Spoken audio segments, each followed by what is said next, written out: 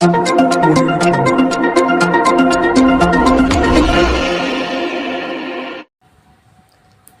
રાજ્યના ગંજામ જિલ્લાના એક ઇસમને 8 કિલો 315 ગ્રામ ગાંજો જેની કુલ કિંમત ₹83,150ની સાથે પકડી પાડતી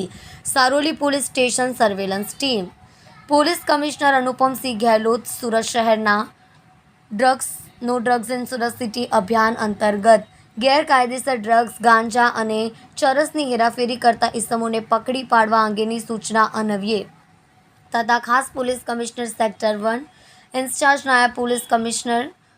ઝોન 1, મદદનીશ police commissioner B division Surat શહેરનાઓના માર્ગદર્શન હેઠળ પોલીસ ઇન્સ્પેક્ટર SR વેકરિયા બીજા સર્વેલન્સ સ્ટાફના માણસો સાથે પોલીસ સ્ટેશન વિસ્તારમાં હાજર રહ્યા હતા. દરમિયાન નિયોલ ચેકપોસ્ટ ખાતે હાજર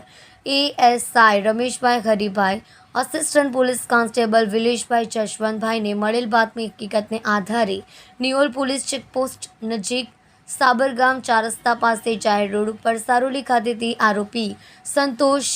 બિડિયાધરા ડાકુઆ ઉંમર 42 રહેવાસી મકાન નંબર 740 સાંબીવાવ ચીકુવાડી સામે પાંડેસરા સુરત મૂળ વતન ગામ કાદોપડા પોસ્ટ ભામોચાલી ગંજામ ઓરિસ્સા નાને માદક પદાર્થ ગાંજો જેનું કુલ વજન 8 કિલો 350 ગ્રામ જેની કિંમત 83,150ની મત્તા સાથે ઝડપી પાડી ઉપરોક્ત ગાંજો આપનાર અને ખરીદનાર બંનેને વોન્ટેડ જાહેર કરી કાયદેસરની કાર્યવાહી કરી છે.